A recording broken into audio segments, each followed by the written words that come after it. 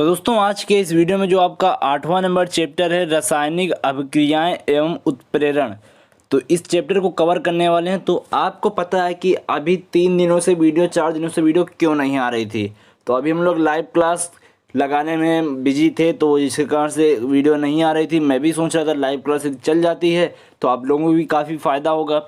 तो guys finally live class नहीं हो पाई नेटवर्क प्रॉब्लम के कारण। और जो आज की वीडियो है दोस्तों ये बिना माइक के रिकॉर्ड की जा रही है, तो थोड़ा सा आप जो वॉइस है उसको आप कॉम्प्रोमाइज़ कर लीजिएगा। तो चलिए गाइस आज का वीडियो स्टार्ट करता हूं। तो यहाँ पर देखिए सबसे पहले जो चैप्टर का नेम है वो है केमिकल रिएक्शंस एंड कैटालिसिस। तो बहुत ही दोस्तों इंपॉर्टेंट चैप्टर है आपके लिए, तो वीडियो पूरा देखिएगा और लास्ट तक देखिएगा। मैं आपको गारंटी देता हूँ यदि आप ये वीडियो पूरा लास्ट तक देखेंगे तो इसका बेसिक जो है ना आपका वो यदि मजबूत हो जाएगा तो आपकी जो क्वेश्चन है वो सॉल्व करने में कोई भी प्रॉब्लम नहीं होगी। तो चलिए गाइस बिल्कुल 100% फ्री आपको इस चैनल पर पढ़ाया जाता है। तो हम लोग स्टार्ट करते हैं। तो यहाँ पर देखिए सबसे पहले जो पहले नंबर पे दिया है, इसको स्टार्ट करने से पहले गाइस अपना थोड़ा परिचय दे दूँ। मेरा नाम है अनिल कुशवाहा और आप देख रहे हैं अनिल स्टडी सेंटर।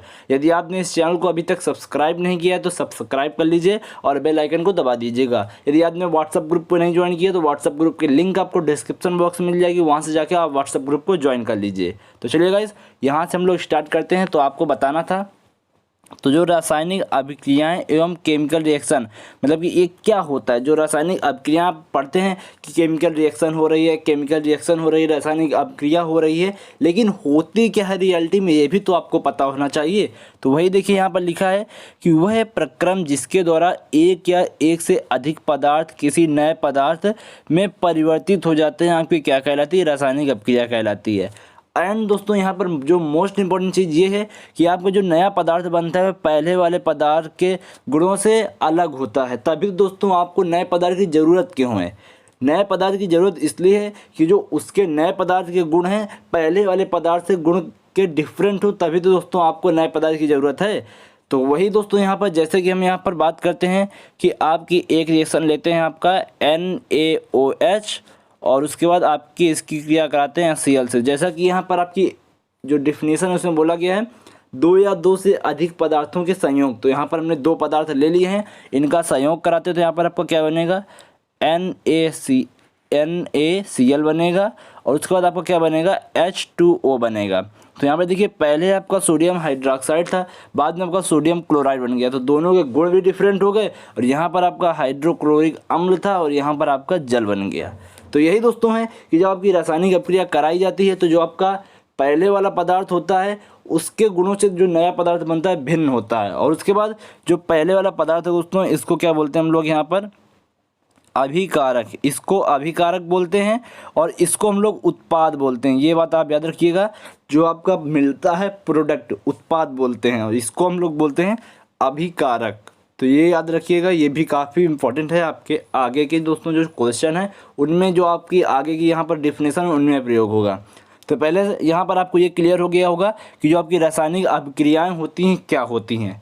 अब देखिए यहाँ पर आपको पता है जब भी कोई दोस्तों नई चीज़ बनती है तो पुराने चीज़ का पहले उसमें कुछ परिवर्तन किया जाता है। तो वही यहाँ पर लिखा है किसी भी रासायनिक अभिक्रिया में भाग लेने वाले तत्वों एवं यौगिकों के पुराने बंध टूटते हैं एवं नए बंध बनते हैं।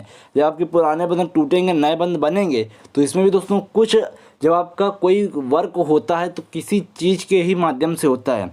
तो इस हेतु ऊर्जा की आवश्यकता होती है। जो आपकी ऊर्जा होती है यही आपकी किस प्रकार की होती है, ऊष्मीय ऊर्जा भी हो सकती है, प्रकाश ऊर्जा भी हो सकती है, विद्युत ऊर्जा भी हो सकती है। जैसे कि यदि आपको किसी कार्य को आप कर रहे हैं तो उस कार्य को करने के लिए दोस्तों आपको ऊर्जा की आवश्यकता होती है, जिसे हम लोग बोलते हैं कार्य करने की क्षमता को ही ऊर्जा बोलते हैं। तो हर जगह दोस्तों ऊर्जा की आवश्यकता होती है। तो वही यहाँ पर है कि जब आपके पुराने बंध टूटते हैं और नए बंध बनते हैं तो इसके लिए आपको किसकी आवश्यकता होती है, ऊर्जा की आवश्यकता होती है। और यह ऊर्जा आपके किस किस रूप में हो सकती है, प्रकाश के रूप में भी हो सकती है, ऊष्मा के रूप में भी हो सकती है, विद्युत के रूप में भी हो सकती है। तो ये आपको याद रखना है। तो इतनी दोस्तों रासायनिक अभिक्रिया की छोटी सी परिभाषा थी, मैंने आपको इतना विस्तार से पढ़ा दिया है कि आप अच्छे से समझ पाएंगे। चलिए अब बात करते हैं टाइप्स ऑफ केमिकल रिएक्शन, रासायनिक अभिक्रियाओं के प्रकार के बारे में। तो क्या है रासायनिक अभिक्रिया के प्रकार, तो देखेंगे। तो देखिए गाइस सबसे पहले यहाँ पर आपके प्रकार दिए हुए हैं। एक होता है योगात्मक अभिक्रिया, दूसरा है प्रतिस्थापन अभिक्रियाएं, तीसरा वियोजन अभिक्रियाएं, फिर है अपघटन अभिक्रियाएं, फिर आपका ऊष्माशोषी एवं ऊष्माक्षेपी अभिक्रियाएं। तो सभी के बारे में हम लोग डिटेल से अध्ययन करेंगे। तो चलिए गाइस, पहला नंबर जो यहाँ पर दिया हुआ योगात्मक अभिक्रियाएं, एडिशन रिएक्शन, तो पहले इसको हम लोग देखते हैं। तो यहाँ पर देखिए आपका दिया हुआ है एडिशन अभिक्रियाएं, जैसा कि इसके नाम से आपको प्रतीत हो रहा होगा, एडिशन मतलब कि योगात्मक। तो आपका यहाँ पर क्या होगा, दो पदार्थों में जुड़ेंगे, दो पदार्थ का योग होगा। तो वही दोस्तों यहाँ पर है, इसमें दो या दो से अधिक पदार्थ संयोग करके एक नया पदार्थ बनाते हैं। तो आपका एक नया पदार्थ इसमें बनता है, तब आपकी क्या कहलाती है, योगात्मक अभिक्रिया कहलाती है। तो आपका एक पदार्थ कार्बन हो गया, दूसरा आपका O2 हो गया, ऑक्सीजन हो गया, इसको हम लोगों ने संयोग कराया तो क्या बना आपका कार्बन डाइऑक्साइड। तो यहाँ से दोस्तों ये आपका नया पदार्थ बन गया। तो इसमें क्या हुआ, दो या दो से अधिक पदार्थ होते हैं, तो यहाँ पर कितने पदार्थ हैं, दो पदार्थ हैं। तो इनका हम लोगों ने ऐड किया, संयोग किया, तो आपका कार्बन डाइऑक्साइड मिला। तो ये हो गई दोस्तों योगात्मक अभिक्रिया के बारे में। अब बात करते हैं आपकी प्रतिस्थापन अभिक्रिया क्या होती है। तो यहाँ पर देखिए प्रतिस्थापन अभिक्रिया क्या होती है, इसमें किसी यौगिक के अणु के एक परमाणु अथवा मूलक का स्थान कोई दूसरा परमाणु अथवा मूलक ले लेता है। तो इसमें क्या होता है, कोई आपका परमाणु अथवा मूलक है, तो उसका स्थान कोई दूसरा परमाणु मूलक ले लेता है, तो आपका क्या कहलाता है, प्रतिस्थापन क्रिया कहलाता है। या फिर आप इसको ये बोल सकते हैं कि आपका ये कोई परमाणु है, इसका किसी दूसरे के पास चले जाना, तब भी आपका प्रतिस्थापन, मतलब कि आपके इसके मतलब से पता चल रहा है कि प्रतिस्थापित हो रहा है।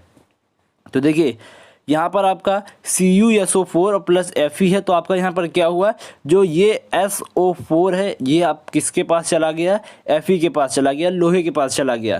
तो Cu आपका अकेला हो गया, इधर बचा FeSO4, तो ये हो गया। अब जैसे कि नीचे वाले में है कि यहाँ पर आपका था CH4Cl2, तो यहाँ से देखिए H एक यहाँ से H निकला, तो यहाँ पर बचेगा CH3, जो एक H निकल के गया है उसकी जगह कौन लेगा, ये वाला Cl, तो ये वाला Cl, तो सॉरी गाइस, देखिए CH3, और जब एक H यहाँ से निकलेगा तो इसकी जगह एक Cl लेगा, तो यहाँ पर एक Cl आ जाएगा प्लस।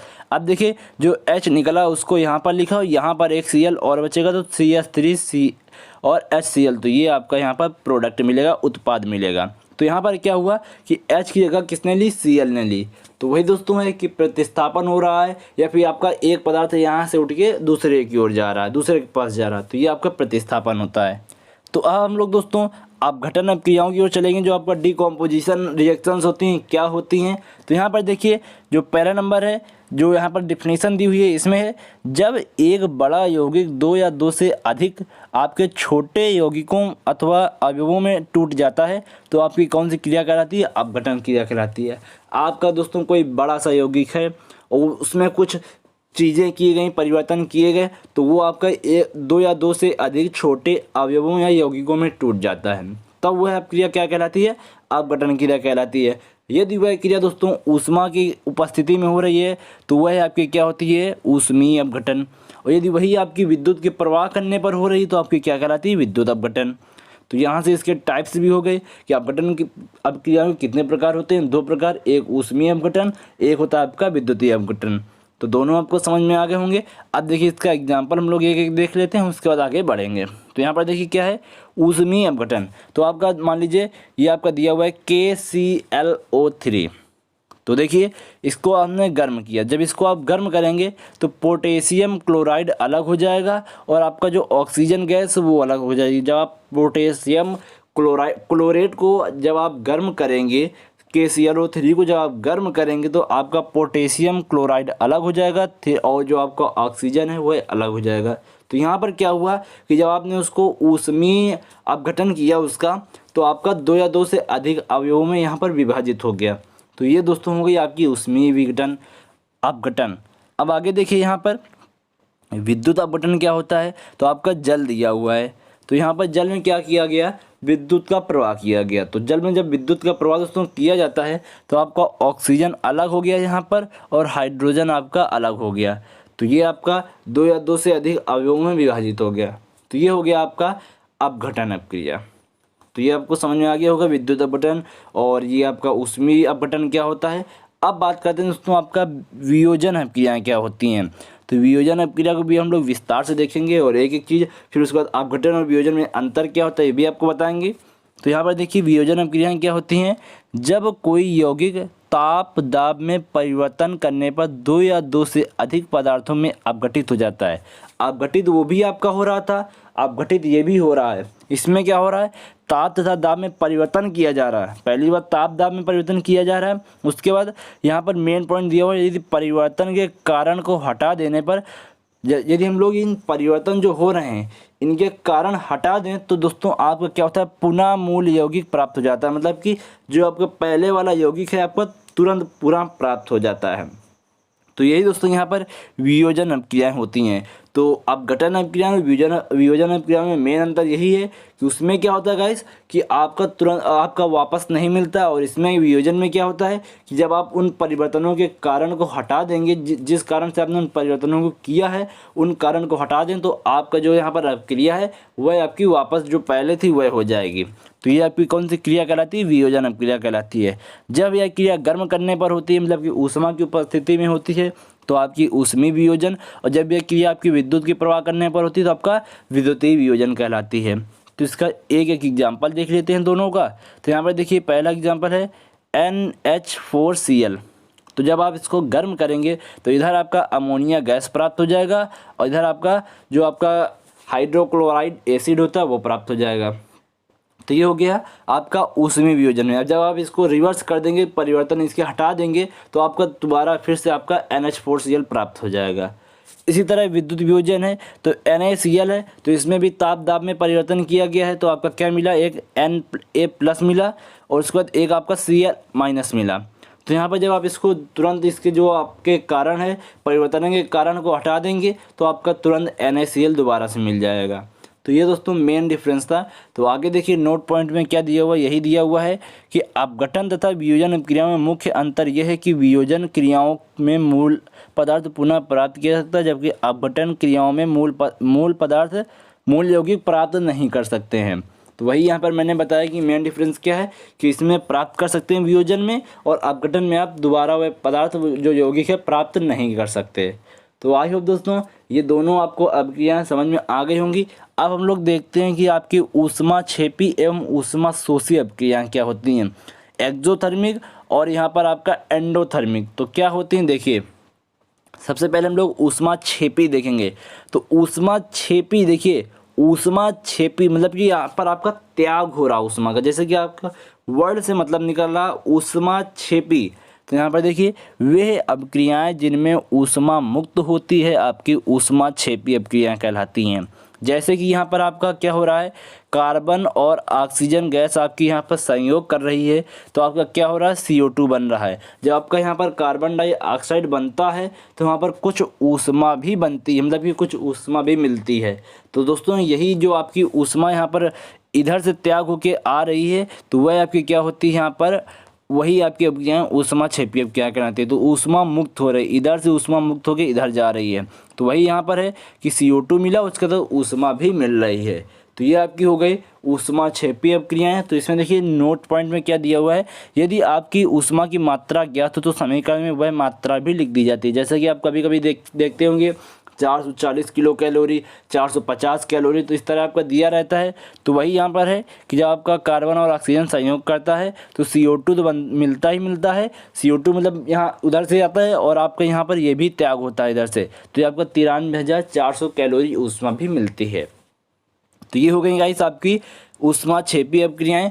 अब हम लोग बात करते हैं ऊष्मा शोषी। जैसा कि ऊष्मा शोषी इसके नाम से पता चल रहा है कि यहाँ पर ऊष्मा आएगी, तो वही यहाँ पर है, यदि ऊष्मा की मात्रा सॉरी गाइस इधर है हम लोग, वे अभिक्रियाएं जिनमें ऊष्मा का अवशोषण होता है, एब्जॉर्प्शन होता है, तो वह आपकी कौन सी अभिक्रियाएं कहलाती हैं, ऊष्मा शोषी अभिक्रियाएं कहलाती हैं। जैसे कि आपका नाइट्रोजन गैस और ऑक्सीजन गैस जब आपस में संयोग करती हैं तो ये क्या करती हैं, ऊष्मा का शोषण करती हैं, ऊष्मा अवशोषित करेंगी तभी ये अभिक्रिया आपकी पूर्ण होगी। तो आपका यहाँ पर जो NO मिलता है तब आपका ये अभिक्रिया पूर्ण होती है। तो ये आपकी हो गई ऊष्मा शोषी अभिक्रियाएं। तो दोनों आपको अभिक्रियाएं समझ में आ गई होंगी। अब देखिए जो नेक्स्ट है यहाँ पर उसको देखते हैं। यहाँ पर है मंद एवं तीव्र अभिक्रियाएं, स्लो एंड फास्ट रिएक्शन। तो आप भी पता है कि स्लो रिएक्शंस कौन होती हैं, फास्ट रिएक्शन कौन होती हैं। जैसे कि स्लो रिएक्शन की बात करें कि आपने कोई भी दो या दो से अधिक पदार्थों को आपस में संयोग कराया। दोस्तों उनमें जो संयोग हुआ वह आपका कुछ दिनों में हुआ या फिर कुछ सालों में हुआ या फिर कुछ महीने लगे, तो वह आपकी क्या हो जाएगी, आपकी लॉन्ग टाइम, मतलब कि आपकी स्लो जो अपक्रिया हो जाएगी। और जो आपका फास्ट रिएक्शन है, मिलाया और तुरंत दोस्तों अपक्रिया हो गई, तो वह आपकी क्या होती है, फास्ट रिएक्शन होती है। तो यहाँ पर देखिए गाइस दिया हुआ है, कुछ अभिक्रियाएं बहुत ही मंद गति से होती हैं तथा कभी कभी तो इनको पूरा करने में कुछ दिन अथवा कुछ वर्ष भी लग जाते हैं। ऐसी अभिक्रियाएं आपकी मंद अभिक्रिया कहलाती हैं। जैसे कि लोहे पर दोस्तों जब जंग लगती है तो ऐसा तो होता नहीं आज आप लोहा लेकर आए और कल जंग लग गई, तो लगती है, थोड़ी बहुत लगती है, लेकिन जो आपका पूरी तरह आपका जंग लगती है जब आपके ऑक्सीजन के संपर्क में आती है तो वहाँ पर आपको धीरे धीरे जंग लगती है और कभी कभी आपके साल भर भी लग जाते हैं जंग लगने में किसी किसी लोहे को। तो वही है यहाँ पर, ये आपकी मंद अपक्रियाएँ होती हैं। फास्ट अपक्रियाएँ इसके विपरीत जस्ट होती हैं कि आप कोई भी अपक्रिया कराते हैं, मतलब कि इतनी तीव्र गति से होती है कि उनको पूरा करने होने में कुछ सेकंड ही लगते हैं।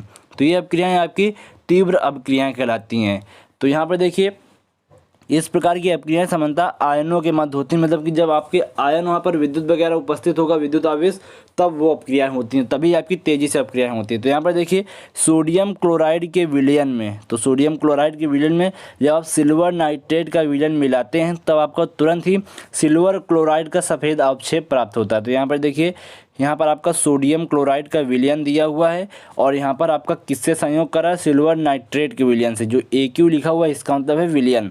तो सोडियम क्लोराइड के विलयन से या आपका सिल्वर नाइट्रेट का विलयन जब आप संयोग कराते हैं तो एक तो आपका बनता है इधर आपका सोडियम ये देखिए आपका इधर क्या बनता है, सफ़ेद अवक्षेप प्राप्त होता है। किसका प्राप्त होता है, ये आपका सिल्वर क्लोराइड का सफ़ेद अवक्षेप प्राप्त होता है। इधर आपका ये लिक्विड प्राप्त हो जाता है।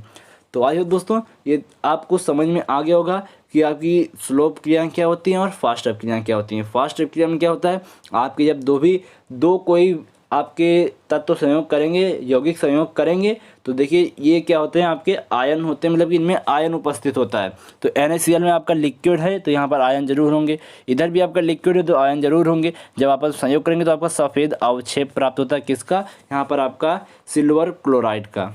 तो ये भी आपको समझ में आ गया होगा। अब देखिए गाइस, आपकी यहाँ पर उत्क्रमणीय तथा अनुत्क्रमणीय अपक्रियाएँ क्या होती हैं, रिवर्सिबल एंड इरिवर्सिबल रिएक्शंस क्या होती हैं। तो काफ़ी इंपॉर्टेंट रिएक्शन है। तो देखिए गाइस आगे इनको देखते हैं। तो देखिए इनके नाम से जैसे पता चल रहा है रिवर्सिबल, मतलब कि आप कभी कभी देखते हैं कि ये रिवर्स हो जाएगा, मतलब कि वापस हो जाएगा। कोई काम आपने किया और उस काम के दोस्तों जो यहाँ पर परिवर्तन किए उनको हटा दें, तुरंत क्या हो जाए, रिवर्स हो जाए।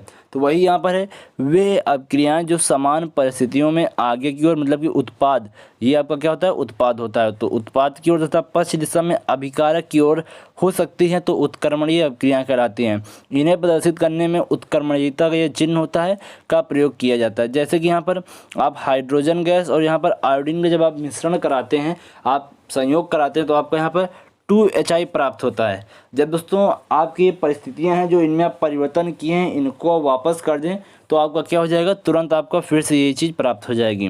तो यही यहाँ पर आपका क्या है, रिवर्सिबल रिएक्शंस होती हैं। अब इरिवर्सिबल रिएक्शन क्या होती हैं इनको भी देखेंगे। देखिए इसका पहले सेकंड एग्जांपल देख लेते हैं। रिवर्सिबल का आपका PCl5 है, तो इसको आप जब यहाँ पर इसका जब आपने संयोग कराया तो यहाँ पर क्या बना, PCl3 बना, Cl2 बना। अब जब इसका आप दोबारा से इसको दोस्तों इसके जो परिवर्तन इनको वापस कर लें तो आपको दोबारा से यह चीज़ प्राप्त हो जाती है। तो ये हो गई आपकी रिवर्सिबल। अब बात करते हैं गाइस यहाँ पर इरिवर्सिबल की, तो उसको भी देखते हैं यहाँ पर हम लोग।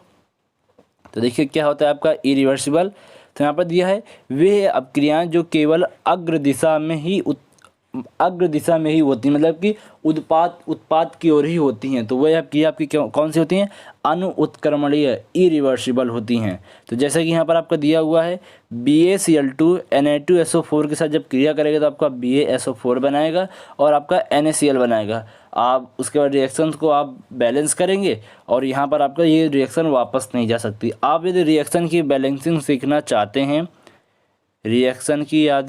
बैलेंसिंग सीखना चाहते हैं तो आपको क्या करना है, इस वीडियो के नीचे आपको कमेंट करना है, वहाँ से हम आपको रिएक्शन की बैलेंसिंग सिखाएंगे। तो चलिए गाइस आगे चलते हैं हम लोग। अब देखते हैं यहाँ पर ऑक्सीकरण अपक्रिया और अपचयन अपक्रिया। तो बहुत ही गाइस इंपॉर्टेंट अपक्रियाएँ हैं। तो देखिए क्या होती हैं, अच्छे समझिएगा। तो यहाँ पर देखिए क्या दिया हुआ है कि वे अभिक्रियाएं जिनमें ऑक्सीजन अथवा किसी अधातु या ऋणात्मक मूलक का संयोग होता है अथवा हाइड्रोजन या किसी धातु का ह्रास होता है। यहाँ पर देखिए दो कंडीशन होती हैं, एक आपका ऑक्सीजन के लिए हो सकता है, दूसरा आपका क्या होता है हाइड्रोजन के लिए मतलब कि वहाँ पर ये तो ऑक्सीजन होगा या फिर हाइड्रोजन होगा। अब किसका संयोग होगा किसका त्याग होगा तो वो अब हम इस आगे की देखेंगे। तो यहाँ पर देखिए जब आपकी किसी भी अपक्रिया में ऑक्सीजन या फिर ऑक्सीजन की तरह ही कोई आपका ऋण विद्युतीय तत्व, क्योंकि आपका ऑक्सीजन क्या है ऋण विद्युतीय है, तो जब ऑक्सीजन या फिर अथवा कोई भी आपका ऋण विद्युतीय तत्व किसी भी अपक्रिया में आपका जुड़ता है संयोग होता है तब आपका क्या कहलाता है ऑक्सीकरण अपक्रिया है। यदि वहाँ पर ऑक्सीजन का संयोग नहीं हो रहा है तो वहाँ पर क्या हो सकता है आपका हाइड्रोजन या फिर किसी आप ऐसे ही हाइड्रोजन की तरीके या आपका कोई धन विद्युतीय तत्व यदि वहाँ पर आपका त्याग हो रहा है तब भी आपका क्या हो सकता है ऑक्सीकरण या फिर उपचयन, दोनों बात है कि तो ये अपक्रियाएं हो सकती हैं। तो क्या होता है या तो ऑक्सीजन या फिर ऑक्सीजन की तरीके ही कोई आपका ऋण विद्युत तत्व वहाँ पर संयोग होगा तब आपके ऑक्सीकरण होगी। यदि आपका ये नहीं हो रहा तो दूसरा कंडीशन क्या हो सकता है हाइड्रोजन या फिर अगर हाइड्रोजन की तरीके कोई धन विद्युतीय तत्व, तो ये आपकी होगी ऑक्सीकरण। देखिए यहाँ पर एग्जाम्पल है Mg और O, यहाँ पर आपका मैग्नीशियम और ऑक्सीजन को मिलाया जा रहा है तो यहाँ पर क्या बना आपका मैग्नीशियम ऑक्साइड बना। तो ये आपका मैग्नीशियम ऑक्साइड बना। तो यहाँ पर देखिए मैग्नीशियम में क्या किया गया ऑक्सीजन को ऐड किया गया, ऑक्सीजन का संयोग कराया गया तो यहाँ पर आपका MgO बना। तो ये कौन सी अपक्रिया होती है आपकी ऑक्सीकरण अपक्रिया होती है।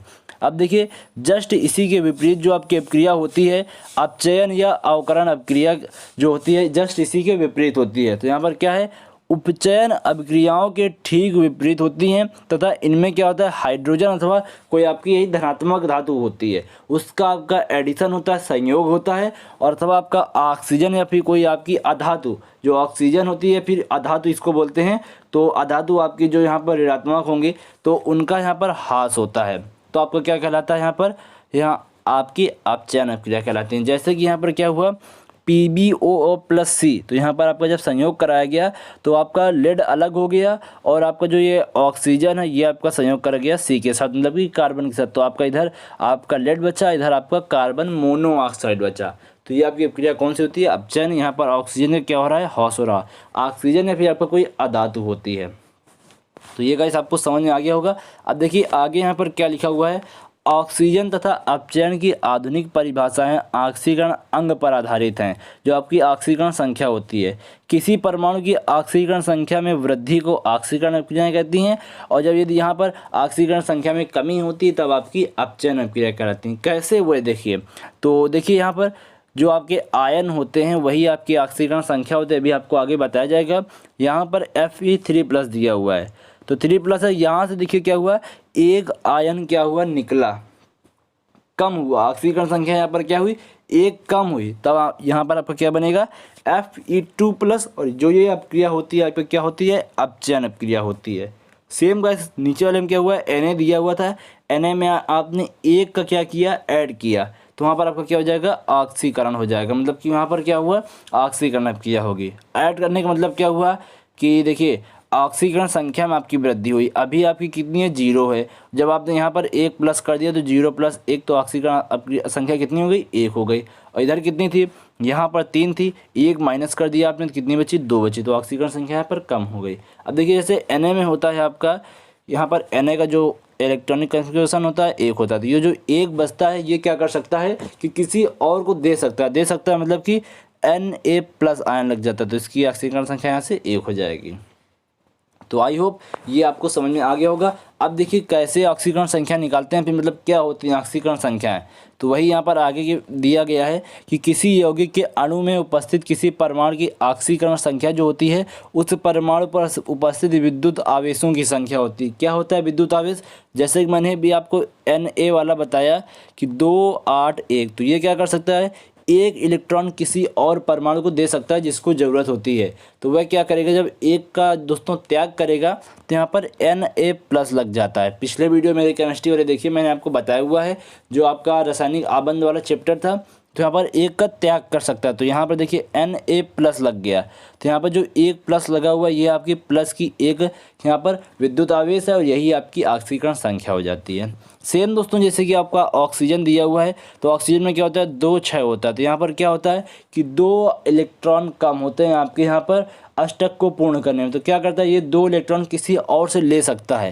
तो जब आपका किसी और से लेता है तो O2-, तो 2 इलेक्ट्रॉन लोग माइनस में लगा देंगे। इसका मतलब है कि ये किसी और से इलेक्ट्रॉन ले रहा है, तो यहाँ पर विद्युत आवेश की जो संख्या होगी वह क्या होगी -2 होगी।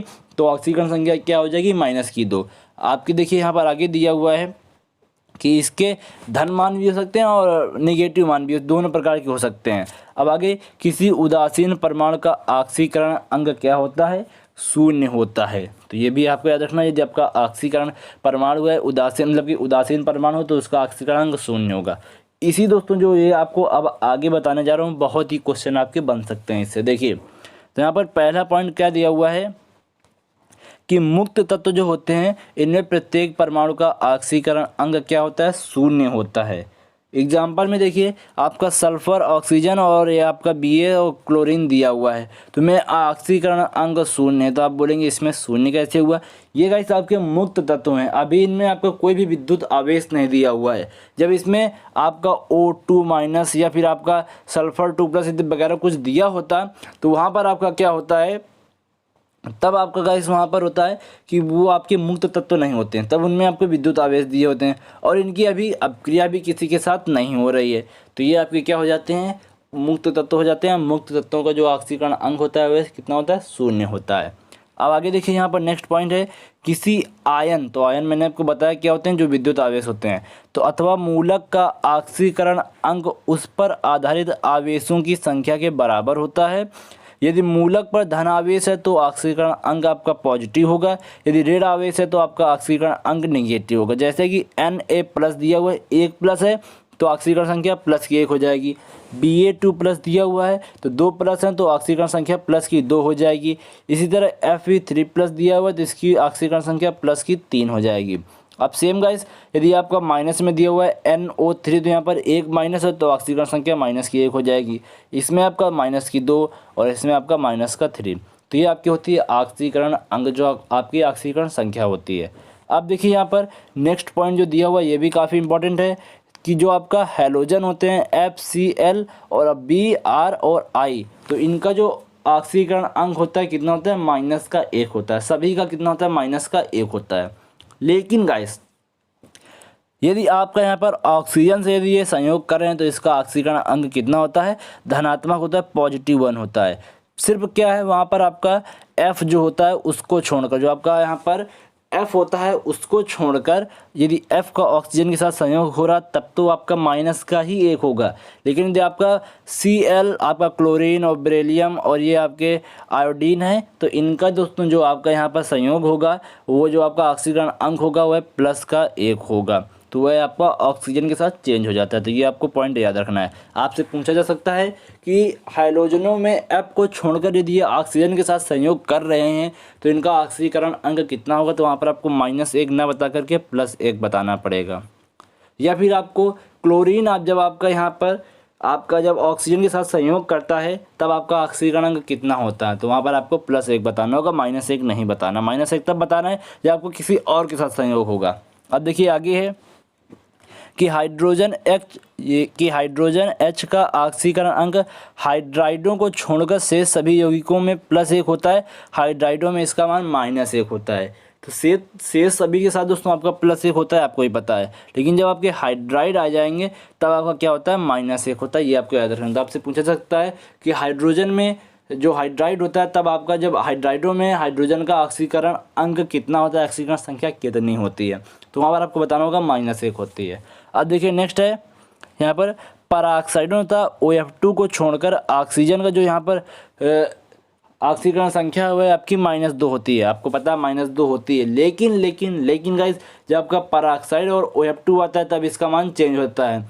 पराऑक्साइडों में जो आपका H2O2 होता है, H2O2 में इसका जो यहाँ पर आपका ऑक्सीकरण अंक होता है -1 होता है। जो आपका OF2 होता है तब इसका ऑक्सीकरण अंक +2 होता है। तो ये आपको याद रखना है। पेरोक्साइड में माइनस का 1 होता है और OH2 में आपका प्लस का 2 होता है। जो इसका और सभी के साथ होता है उसका कितना होता है, यहाँ पर आपका माइनस का 2 होता है। ये आपको याद रखना है। तो ये हो गई दोस्तों, इससे आपके काफ़ी क्वेश्चन बनते हैं, तो बहुत ही इंपॉर्टेंट था ये टेबल आपके लिए। तो अब हम लोग आगे बढ़ते हैं। यहाँ पर देखिए कुछ का ऑक्सीकरण अंक बताया गया कैसे निकालना है। देखिए यहाँ पर जैसे हम बात करें सल्फ्यूरिक अम्ल में सल्फर की ऑक्सीकरण, यहाँ पर आपको संख्या ज्ञात करनी है। तो कुछ नहीं करना है, यहाँ पर देखिए क्या है कि H2SO4। तो देखिए जिसकी ज्ञात करनी होती है उसका हम लोग x मान लेते हैं। और यदि गाइस यहाँ पर देखिए कुछ प्लस माइनस दिया होता तब आपका बराबर में वही लिखते हैं, यहाँ पर कुछ नहीं दिया तब यहाँ पर आपको 0 लिखना है। अभी आपको आगे समझाता हूँ। देखिए तो यहाँ पर हाइड्रोजन की ऑक्सीकरण अंक संख्या कितनी हो जाएगी, प्लस की 1 होगी। उसके बाद ऑक्सीजन कितनी होगी, माइनस की 2 होगी, क्योंकि यहाँ पर आपको कोई भी स्पेशल चीज़ नहीं दी हुई है कि पेरोक्साइड दी हो या फिर OH2 दिया हो। और हाइड्रोजन के साथ भी कोई स्पेशल चीज़ नहीं दी है कि आपके यहाँ पर हाइड्राइड दिए होते हैं। यहाँ पर आपका सिंपल है, तो सिंपल आपको पता है कि ऑक्सीजन कितनी होती है, -2 होती है, और यहाँ पर हाइड्रोजन कितनी होती है, +1 होती है। तो कुछ नहीं करना गाइस, देखिए तो जितने आपके यहाँ पर परमाणु दिए होते हैं, 2 दिए हुए हैं तो 2, और जितनी आपकी इसकी यहाँ पर ऑक्सीकरण संख्या होती है उसको तो प्लस उसका मल्टीप्लाई कर देते हैं। उसके बाद जब आपका एक दोस्तों तत्व तो ख़त्म होता है, हाइड्रोजन ख़त्म हुआ, तो बीच में आपको लगाना है प्लस का चिन्ह। और आपका यहाँ पर सल्फर आया तो सल्फर का आपको ज्ञात करना है, तो इसको हम लोग x मान लेते हैं। और सल्फर का यहाँ पर आपका जो यहाँ पर परमाणु हैं वह कितने हैं, तो परमाणु देखिएगा इस यहाँ पर कितने हैं, आपका 1 ही है। मतलब कि x × 1 करेंगे तो आपका x ही आएगा। तो यहाँ पर सिर्फ x लिखा गया है। तो यहाँ पर क्या हुआ, हाइड्रोजन में आपका 1 होता है आपका ऑक्सीकरण अंक, 2 परमाणु थे तो 1 × 2 हो जाएगा। इधर क्या है, x मान लिया। अब इसमें क्या हुआ, फिर से प्लस का चिन्ह लगाना है आपको। यहाँ पर ऑक्सीजन लेना है, तो ऑक्सीजन कितना होता है, -2। ऑक्सीजन के कितने परमाणु हैं, 4, तो यहाँ पर -2 × 4 हो जाएगा। अब देखिए इक्वल 0 क्यों लगाया है कि यहाँ पर आपके कोई भी विद्युत आवेश नहीं दिए हुए हैं, आयन नहीं दिए हुए हैं। जब आपका ऐसा होता है तब आप 0 लगाते हैं।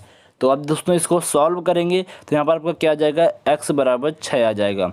तो x = 6 का मतलब है कि जो यहाँ पर सल्फर का ऑक्सीकरण अंक कितना हो जाएगा, इस जो ये आपका तत्व यौगिक दिया हुआ है इसमें जो सल्फर का ऑक्सीकरण अंक होगा कितना होगा, x = 6 होगा। तो आई होप ये आपको समझ में आ गया होगा। और भी जब आपकी एक्सरसाइज करेंगे तो इनके क्वेश्चन को देखेंगे, तो अभी आपको टेंशन नहीं लेना। अब हम लोग बात करते हैं रासायनिक दर तथा प्रक्रम की। तो क्या होते हैं यहाँ पर देखिए, केमिकल रेट एंड प्रोसेस। तो यहाँ पर देखिए क्या है, तो जैसा कि अभी मैंने आपको जो बताया था कि धीमी तेज अपक्रियाएँ, तो उसी से रिलेटेड है। यहाँ पर कुछ अपक्रियाएँ आपकी अति तीव्र होती हैं जैसे कि विस्फोट, कुछ अपक्रियाएँ आपकी बहुत धीमी होती हैं जैसे कि जंग लगना। तो रासायनिक गति के अनुसार एक अपक्रिया के होने के लिए आणविक स्तर पर 3 स्थितियाँ होती हैं। जब आपकी कोई भी अपक्रिया होती है तो उसमें 3 आपकी परिस्थितियाँ, मतलब कि 3 स्थिति का होना आवश्यक है। तो यदि आपकी इन तीनों में कुछ भी गड़बड़ी हुई तो आपकी रासायनिक अपक्रिया फेल भी हो सकती है। तो क्या क्या 3 आपकी स्थिति होती हैं, पहला कि अणुओं का आपस में टकराव होता है। तो पहले उनका क्या होता है, आपस में टकराव होता है। फिर क्या होता है, वे अभिकारक तथा उत्पाद के मध्य संक्रमण अवस्था में हों। उसके बाद जो आपका टकराव होगा, कुछ आपका इधर पदार्थ बनेगा और जो पहले पदार्थ था तो संक्रमण अवस्था में होते हैं। उसके बाद टकराव से इतनी ऊर्जा उत्पन्न हो कि संक्रमण अवस्था उत्पन्न हो तथा इसका परिवर्तन उत्पाद के रूप में हो सके। मतलब कि यहाँ पर देखिए पहले टकराव हुआ, उसके बाद आपका जो यहाँ पर उत्पाद है वह बन रहा है, और उसके बाद इतनी ऊर्जा आपकी उत्पन्न हो सके कि आपका उत्पाद वह पूरी तरह से उत्पाद में परिवर्तित हो जाए। तो ये आपकी 3 परिस्थितियाँ होती हैं। पहली होती है कि आपका यहाँ पर अणुओं का आपस में टकराव, जब टकराव होगा, संयोग होगा, तो वहाँ पर आपका उत्पाद बनने लगेगा। उसके बाद इतनी ऊर्जा आपकी तीसरे चरण में उत्पन्न होनी चाहिए कि आपका उत्पाद पूरी तरह बन जाना चाहिए, उत्पाद के रूप में परिवर्तित हो जाए, जो आपका अभिकारक है वह उत्पाद बन जाए। तो वह आपका तीसरा जो स्टेप होता है, स्थिति होती है। तो ये आपकी तीनों होनी चाहिए। जब ये तीनों परिस्थितियाँ आसानी से उपलब्ध होती हैं तो अपक्रिया तीव्र गति से संपन्न हो जाती है। तो अपक्रिया तीव्र हो जाती है, परंतु यदि इनमें एक परिस्थिति कठिनाई से होती है तो अपक्रिया धीमी हो जाती है। जैसा कि आपका जंग लगने में किसी भी परिस्थिति में कुछ परिवर्तन हो जाता होगा, कम हो जाती होगी, तो वहाँ पर आपकी जो यहाँ पर जंग है बहुत धीरे लगती है। यदि ये तीनों आपकी सफलतापूर्वक हो जाती हैं तो आपका यहाँ पर अपक्रिया भी तेज हो जाती है। तो ये आपकी रासायनिक दर होती है। तो रासायनिक दर के बारे में बताया गया था। अब यहाँ पर आगे क्या है, कि अपक्रिया की दर को प्रभावित करने वाले कारक कौन से होते हैं। सांद्रता होती है, ताप होते हैं, उत्प्रेरक होते हैं, विकिरण होती है, आदि होते हैं। मतलब कि यहाँ पर ये कारक हैं कि यदि आप ये कारक होंगे तो वहाँ पर आपकी अपक्रिया में क्या हो सकता है, परिवर्तन हो सकता है, प्रभावित हो सकते हैं। तो ये हो गया यहाँ पर। आगे देखिए यहाँ पर कुछ चीज़ें दी हुई हैं, तो पहले इसको देखते हैं। अपक्रिया के प्राथमिक स्तर पर रासायनिक गति का जो विस्तृत आणविक चित्रण अपक्रिया प्रक्रम कहलाता है। ये आपके लिए ज़्यादा इंपॉर्टेंट नहीं है। अब देखिए यहाँ पर जो ये दिया हुआ है ये आपको पढ़ना है। थोड़ा सा बता देता हूँ क्या है कि देखिए जब आपका यहाँ पर अपक्रिया की दर को प्रभावित करने वाले कारक दिए हुए हैं और अपक्रिया की दर को बढ़ाने के उपाय दिए हुए हैं। इधर आपके उपाय हैं, इधर कारक हैं। तो देखिए यहाँ पर जैसे कि जब आपके उत्प्रेरक की स्थिति होगी तो क्या होता है कि दर आपकी बढ़ भी सकती है तथा घट भी सकती है। आपको पता है जो उत्प्रेरक होते हैं, अभी आपको आगे बताया जाएगा, जो उत्प्रेरक होते हैं उनमें क्या होता है, आपकी जो अपक्रिया होती है उसकी गति बढ़ भी सकती है, घट भी सकती है। तो वही यहाँ पर जब आपका उत्प्रेरक उपस्थित होगा, जो आपका उत्प्रेरक है वह क्या प्रभाव डाल सकता है, तो वहाँ पर बढ़ भी सकता है, घट भी सकता है। इसी तरह देखिए यहाँ पर आपका अभिकारकों का तापमान है, तो अभिकारकों को मिलाने पर अथवा हिलाने से अपक्रिया की दर में वृद्धि होती है। जब आपका तापमान यहाँ पर होता है तो जब आप मिलाएंगे हिलाएंगे तो वहाँ पर अपक्रिया की दर में वृद्धि हो जाती है। तो ये आपको टेबल पढ़ लेना है। हम लोग आगे चलते हैं, नहीं तो वीडियो काफ़ी लंबा हो जाएगा। थोड़ा बहुत तो आपको दोस्तों एफर्ट करना ही पड़ेगा मेरे साथ, आपको कम जो यहाँ पर आपको सहयोग करना ही पड़ेगा। तो यहाँ पर देखिए आगे है कि उत्प्रेरक तथा उत्प्रेरण क्या होता है। तो यहाँ पर देखिए वे पदार्थ जिनकी उपस्थिति से ही रासायनिक अपक्रिया की गति परिवर्तित होती है वे आपके उत्प्रेरक कहलाते हैं। आपकी तेज भी हो सकती है, धीमी भी हो सकती है। तो वे जो आपके पदार्थ होते हैं जिनकी उपस्थिति से आपकी रासायनिक अपक्रिया की गति में परिवर्तन होता है तो आपके उत्प्रेरक कहलाते हैं। तो यहाँ पर देखिए ये रासायनिक अपक्रिया में भाग नहीं लेते, आपकी ये रासायनिक अपक्रिया में भाग नहीं लेंगे और ये किसी भी केमिकल रिएक्शन को शुरू भी नहीं कर सकते हैं, और ना ही अपक्रिया के अंत में इनके द्रव्यमान व रासायनिक संग्रह में परिवर्तन आता है।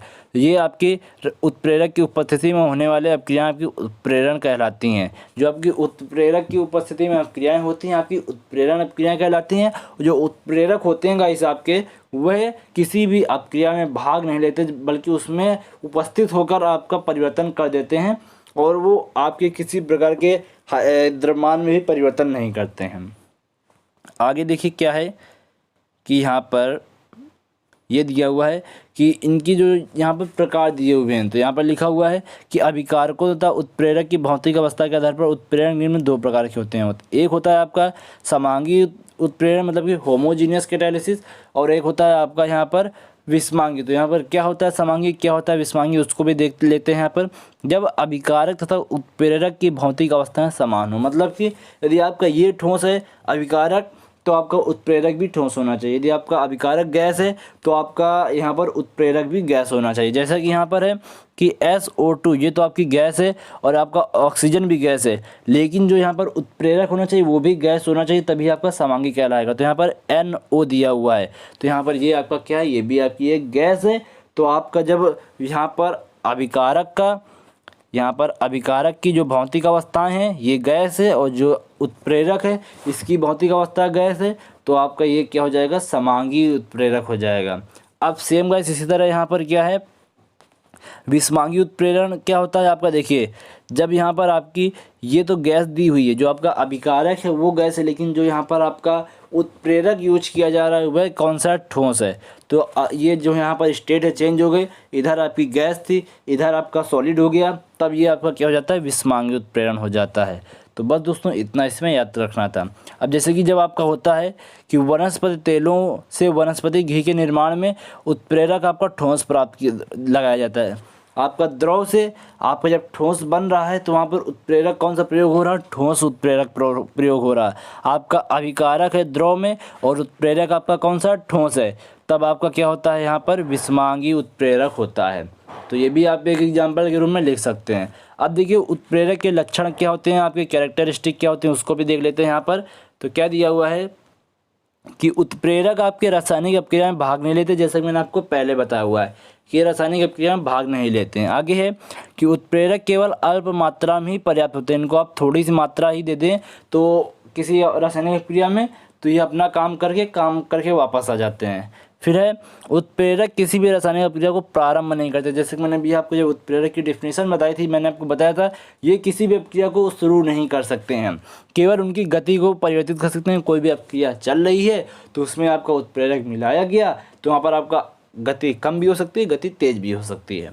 अब आगे है यहाँ पर उत्क्रमणीय अभिक्रियाओं में उत्प्रेरक अग्र तथा पश्च दिशा दोनों अभिक्रिया, मतलब कि क्या है कि उत्क्रमणीय अभिक्रिया पहले क्या होती है, जो आपकी आगे की ओर भी चलती है, पीछे की ओर भी चलती है। जब आपकी उत्क्रमणीय अभिक्रियाओं में आपका उत्प्रेरक मिलाया जाता है तो जो आपका उत्पाद होता है आगे वाला तत्व तो जो आपका पीछे वाला तत्व, दोनों में आपका यहाँ पर सेम रिएक्शन करता है, सेम आपका परिवर्तन करता है, जिससे कि आपका क्या हो कि बैलेंस बना रहे। तो इसलिए यहाँ पर वही आगे लिखा गया है कि क्या होता है कि जब आपका उत्क्रमणीय अभिक्रिया होती तो अग्र तथा पश्च दोनों अभिक्रियाओं की दर को समान रूप से प्रभावित करते हैं, अतः ये रासायनिक साम्य की अवस्था को प्रभावित नहीं करते। जो आपका यहाँ पर केमिकल इक्विलिब्रियम है इसको ये बनाए रखते हैं। तो ये आपको समझना जरूरी था।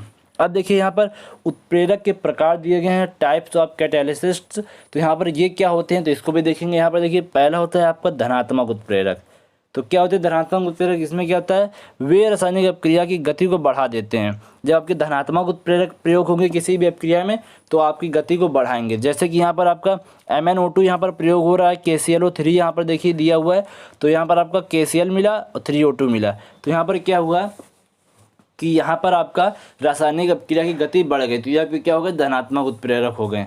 फिर देखिए नेक्स्ट एग्जांपल है N2 दिया हुआ है, 3H2 दिया हुआ है, इसको मिलाएंगे और यहाँ पर आपका फेरस उत्प्रेरक प्रयोग किया गया है किस टेम्परेचर पर, 500 डिग्री टेम्परेचर पर और 200 वायुमंडलीय दाब पर। तो यहाँ पर क्या होगा 2NH3 मतलब का आपका अमोनिया गैस प्राप्त होगी। तो जब आपकी ये अमोनिया गैस प्राप्त हो रही है तो ये आपकी यहाँ पर अभिक्रिया की गति को बढ़ा के प्राप्त हुई है। तो यहाँ पर आपका क्या हो गया धनात्मक उत्प्रेरक की उपस्थिति में ये हुआ है।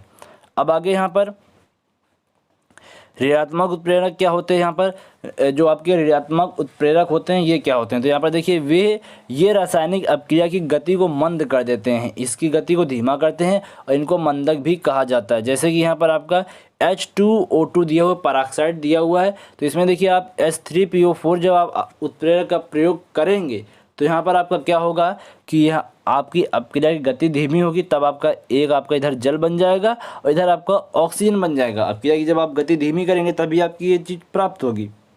तो ये आपका क्या हो गया निगेटिव आपका उत्प्रेरक हो गया।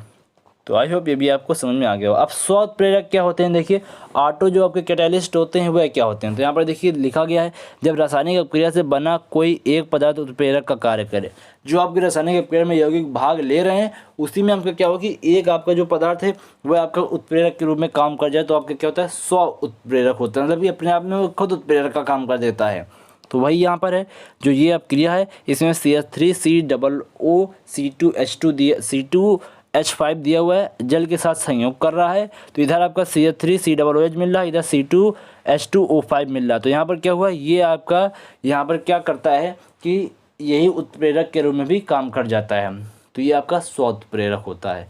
तो ये तीसरा नंबर था। अब देखिए नेक्स्ट पॉइंट है यहाँ पर कि प्रेरित उत्प्रेरक क्या होता है, इंड्यूस्ड कैटालिस्ट क्या होता है उसको देखेंगे। जब एक रासायनिक अभिक्रिया किसी दूसरी रासायनिक अभिक्रिया के लिए उत्प्रेरक का कार्य करती है, मतलब कि यहाँ पर आपकी एक अभिक्रिया हो रही है और कोई दूसरी अभिक्रिया हो रही है तो वह एक कोई अभिक्रिया क्या होगी कि दूसरी अभिक्रिया के लिए उत्प्रेरक का काम कर जाएगी।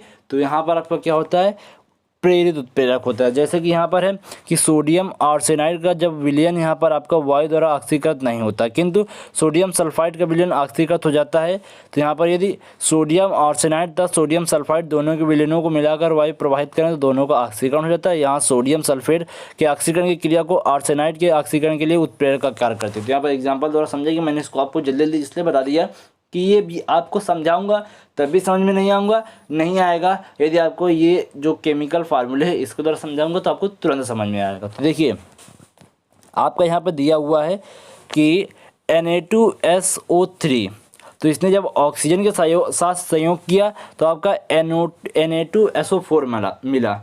उसके बाद जब ये आपका जो Na3SO3 दिया हुआ है, मतलब कि यहाँ पर सोडियम आर्सेनाइड जो है जब ये ऑक्सीजन के साथ संयोग करता है तो कोई फर्क नहीं पड़ता, कोई आपकी अभिक्रिया नहीं होती।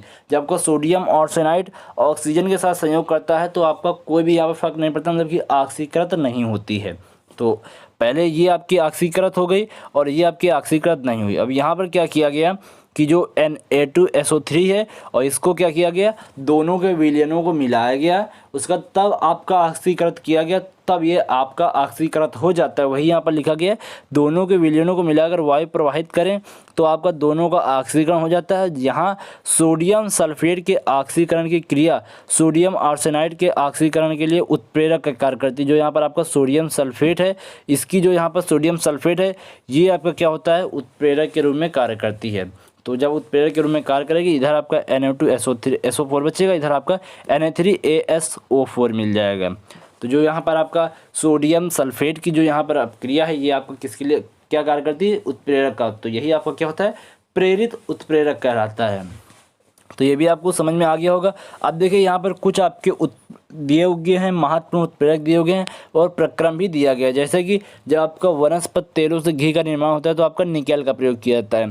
जब आपका सल्फ्यूरिक अम्ल के निर्माण की जो संपर्क विधि होती है, तब वहाँ पर आपका पीटी का चूर्ण जो प्रयोग किया जाता है। उसके बाद देखिए यहाँ पर यदि आपको क्लोरीन के निर्माण का डेकन प्रक्रम हो रहा है तो आपका क्यूप्रिक क्लोराइड का प्रयोग किया जाता है, क्यूप्रिक क्लोराइड। तो इसी तरह दोस्तों यहाँ पर आपको आगे और भी दिए हुए हैं, जैसे कि एथिल अल्कोहल का ग्लूकोज में जब परिवर्तन होता है तो जाइमेस एंजाइम का प्रयोग किया जाता है। स्टार्च का माल्टोस में जब परिवर्तन होता है तो डाइस्टेस एंजाइम का प्रयोग किया जाता है। इसी तरह आप पूरा पढ़ लीजिएगा, इसको आपको याद ही करना पड़ेगा और कोई इसका चारा नहीं है। तो इसको याद करना पड़ेगा। जब ये आपका प्रक्रम होता है तो आपका कौन सा उत्प्रेरक होता है, जैसे कि आपसे पूछा जा सकता है एग्जाम में कि जब दूध का दही में परिवर्तन होता है तब आपका कौन सा उत्प्रेरक प्रयोग किया जाता है। आपके सामने ऑप्शन दिए गए होंगे, तो वहाँ पर आपको लैक्टेस बताना पड़ेगा। तो आई होप ये भी आपको समझ में आ गया होगा। अब देखिए नेक्स्ट, ये आपका एग्जाम में आ सकता है, क्या है, एंजाइम वे पदार्थ हैं जो सजीवों में होने वाली अपक्रिया को उत्प्रेरित करते हैं। तो एंजाइम क्या होते हैं, जो सजीवों में होने वाली अपक्रिया को उत्प्रेरित करते हैं और इन्हें जैव उत्प्रेरक भी कहा जाता है। तो उसमें आपका जैव उत्प्रेरक पूछा जा सकता है कि क्या होते हैं आपके जैव उत्प्रेरक। तो वहाँ पर आपके एंजाइम दिया होगा और 2-3 ऑप्शन दिए होंगे, तो वहाँ पर आपको एंजाइम पर टिक करना होगा कि जैव उत्प्रेरक आपके एंजाइम होते हैं। तो आई होप ये आपको समझ में आ गया होगा। अब देखिए 2 हेडिंग्स और बची हैं, इनको भी देखेंगे। वीडियो पता है दोस्तों लंबा हो रहा है, लेकिन देखिए जो 2-3 दिन वीडियो नहीं डाल पाया हूँ उसकी भरपाई तो करना ही पड़ेगा हमको। तो यहाँ पर देखिए उत्प्रेरक वर्धक आपका क्या होता है, तो जो आपके कैटालिटिक प्रमोट होता हुआ क्या होता है। तो यहाँ पर देखिए वे पदार्थ जो उत्प्रेरक की शक्ति को बढ़ा देते हैं, तो ये आपके उत्प्रेरक वर्धक कहलाते हैं। देखिए जो आपके उत्प्रेरक होते हैं वह क्या करते हैं, रासायनिक अभिक्रिया में परिवर्तन करते हैं, मतलब कि तेज भी कर सकते हैं और घटा भी सकते हैं। और जो यहाँ पर उत्प्रेरक वर्धक होते हैं वह क्या करते हैं, उत्प्रेरक को शक्ति प्रदान करते हैं। जब आपके उत्प्रेरक में शक्ति मिल जाएगी तब ये और अपना वर्क कर सकते हैं और अपनी तेज़ी से घटा या बढ़ा सकते हैं। तो यहाँ पर ये क्या होते हैं, उत्प्रेरक वर्धक कहलाते हैं। जैसे कि अमोनिया बनाने की हॉर्वर विधि में आपके आयरन के चूर्ण को उत्प्रेरक के रूप में प्रयोग करते हैं, लेकिन वहाँ पर आपका मॉलिब्डेनम जो दोस्तों प्रयोग होता है, Fe के चूर्ण में अल्प मात्रा में मॉलिब्डेनम जो प्रयोग मिला दिया जाता है, ये आपका क्या होता है, ये आपका उत्प्रेरक वर्धक होता है। तो जैसे कि आपने पढ़ा होगा कि Fe उत्प्रेरक की उपस्थिति में तथा मॉलिब्डेनम उत्प्रेरक वर्धक की उपस्थिति में जब ये आपकी अपक्रिया होती है तब आपकी अमोनिया गैस प्राप्त होती है हार्बर विधि द्वारा। तो वही यहाँ पर है कि यहाँ पर क्या होता है कि आपका उत्प्रेरक की शक्ति को बढ़ा देता है ये। तो यहाँ पर जो MO हो गया, मॉलिब्डेनम हो गया, ये आपका उत्प्रेरक वर्धक का कार्य करता है।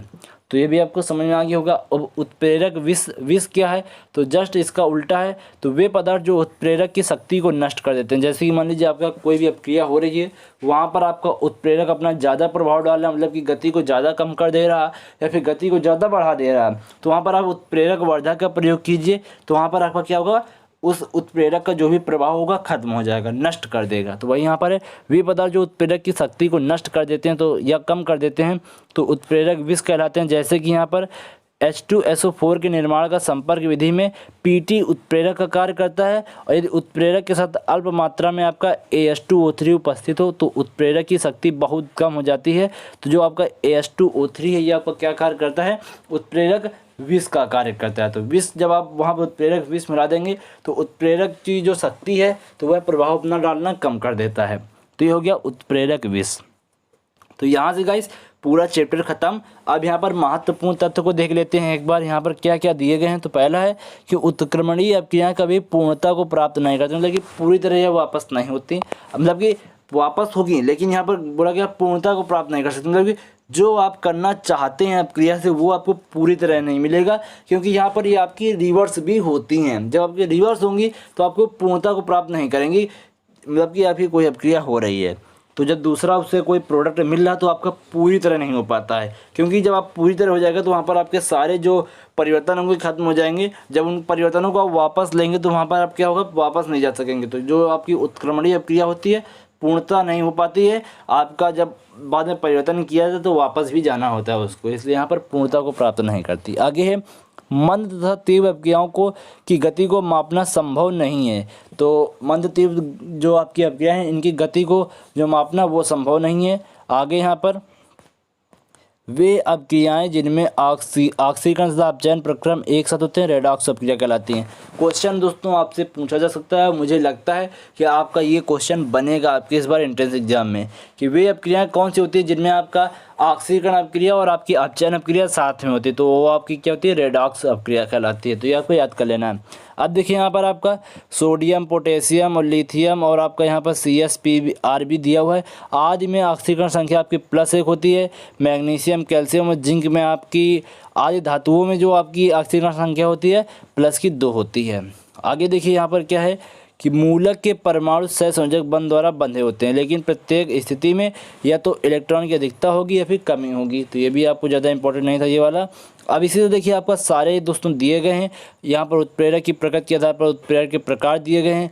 उत्प्रेरण धनात्मक हो सकता है, आपका ऋणात्मक हो सकता है, स्वप्रेरित भी हो सकता है। तो ये आपका दिया गया है। तो इस तरह गाइस आपका ये चैप्टर यहाँ पर ख़त्म होता है। तो आगे देखिए एक चीज़ और दी है कि किसी रासायनिक अपक्रिया में वह पदार्थ जिसका ऑक्सीकरण होता है आपका अपचायक कहलाता है, और जिसका यहाँ पर आपका अपचयन होता है वह ऑक्सीकारक कहलाता है। यहाँ पर आपको कंफ्यूज नहीं होना, यदि आपका ऑक्सीकरण हो रहा तो आपका क्या कहलाता है, अपचायक कहलाता है, जस्ट रिवर्स हो जाता है। जो पदार्थ होगा अपचायक कहलाएगा, यदि आपका यहाँ पर अपचयन हो रहा तो आपका पदार्थ क्या कहलाएगा, ऑक्सीकारक एजेंट कहलाएगा। तो ये आपको याद रखना है। तो बस दोस्तों इस वीडियो में अभी के लिए इतना ही रखते हैं, और आपको जो भी मैंने पॉइंट छुड़वाए हुए हैं तो वो आपको एक बार पढ़ लेना है, क्योंकि जो इम्पोर्टेंट पॉइंट है वो मैंने आपको पूरे चैप्टर में, लगभग आपका वीडियो बहुत ही लंबा हो चुका है, करीबन 1 घंटे का होने वाला होगा।